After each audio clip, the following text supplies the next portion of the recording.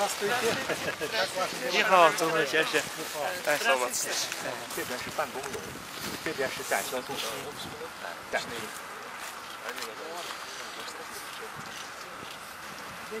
Берите машины. До 1 августа первую машину выпустили.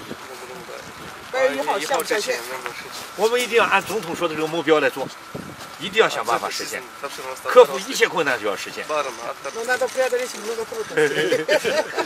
我相信有总统先生的支持，一定能实现。 Sizden kolluğunuzdan işgal şurası kişinin birinci günde öndürüşte başladık. İyi bak. 设备安装 Avgusta 好 geçip kalardı. Курулуп жаткан завод 22 000 квадрат метр аянты менен автомобилдерди чогултуу линиясына ээ болот. Ал 80 000ден ашык автомобилдин жылдык өндүрүшүн камсыздай алат. Урматтуу мекендештер, кадырлуу меймандар, бүгүнкү иш-чаранын ардактуу катышуучулары. Кыргызстанда автоунаа чогултуу өнөр жайы Союз маалында жанданганы менен учурда биздин өлкө үчүн бул автоунаа чыгаруучу завод жаңылык десем жаңылышпаймын. Азыркы таптагы биздин инвестициялык саясат, анын ичинде салыктан бошотуу өңдүү жеңилдиктер Кыргызстанга инвесторлордун келишине кыйла жагымдуу жагдайларды жаратууда. Кандай гана инвесторлор болбосун, биз кучак жайып тосуп алууга даярбыз жана өкмөт тараптан бардык көмөктөрдү көрсөтөбүз. Себеби тыштан келген инвесторлорсыз кандай гана күчтүү мамлекет болбосун, тез өнүгүп кетүүсү кыйын экени баарыбызга маалым. Бүгүн биз пайдубалын түптөө үчүн мезгил кутусун салып жаткан бул инвестициялык долбоордагы өлкөбүздүн экономикасынын тез алдыга жылышына өз салымын кошот деген бекем ишеничтемин. Автоунаа чыгаруу жана аларды эл аралык сатыкка алып чыгуу боюнча Кыргыз-Кытай биргелешкен ишканасын куруу боюнча долбоорду ишке ашыруу республиканын автоунаа өнөр жайын өнүктүрүүгө, ички дүң продукциялардагы өнөр жайдын үлүшүн арттырууга жана кошумча жумуш орундарын жаралышына чоң өбөлгө болот. Бул автоунаа чыгаруу боюнча Кыргыз-Кытай биргелешкен ишканасынын долбоорун Кытайдын China Hubei Joye Group компаниясы Кыргыз Республикасынын министрлер кабинети жана жергиликтүү ишканалар биргелешип ишке ашырууга белсенишүүдө. Долбоордун биринчи этаптагы инвестициялык көлөмү 115 миллион АКШ доллары деп бааланып, 22 000 чарчы метрге курула турган завод бара-бара жылына 80 000ден ашуун автоунаа чыгаруу кубаттуулугуна жетет деп болжолдонууда. Долбоордун негизги ишмердүүлүгү биринчи кезекте электро унааларды, коммерциялык унааларды, атайын транспорт каражаттарын, ошондой эле ар кандай түрдөгү автоунааларды жана ага тиешелүү тетиктерди эл аралык сатыкка алып чыгууга багытталган.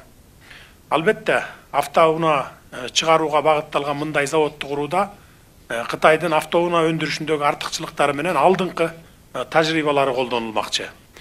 Ал эми биздин өкмөт тарабынан бир катар жеңилдетилген чараларды киргизүү менен бирге экспортко автоунаа тетиктерин өндүрүү, эл аралык сооданы өнүктүрүү менен Кыргызстандын улуттук автомобиль брендин түзүүгө максат коюшубуз керек.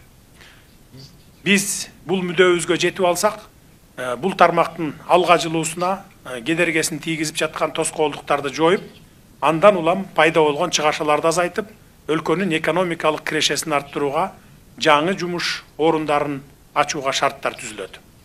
Урматтуу мекендештер, өлкөбүздө кадам шилтеген автоунаа чыгаруучу өнөр жай тармагындагы мындай чоң долбоор ар тараптан колдоого муктаж. Ошондуктан жети өлчөп бир кесип жаткан ишибиз ийгиликтүү болсун деп тилек кылалы. Кыргызстанда чыгарылган, Кыргызстанда өндүрүлгөн деген жакшы саамалыкка жетишүүгө өлкөбүздүн брендин түзүүгө бул ишканабыз башат болуп берсин.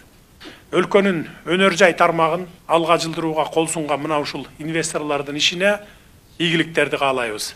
Автоунаа чыгаруу жана аларды эл аралык сатыкка алып чыгуу боюнча Кыргыз-Кытай биргелешкен ишканалардын жолу байсалдуу болсун демекчимин. Көңүл бурганыңыздарга рахмат.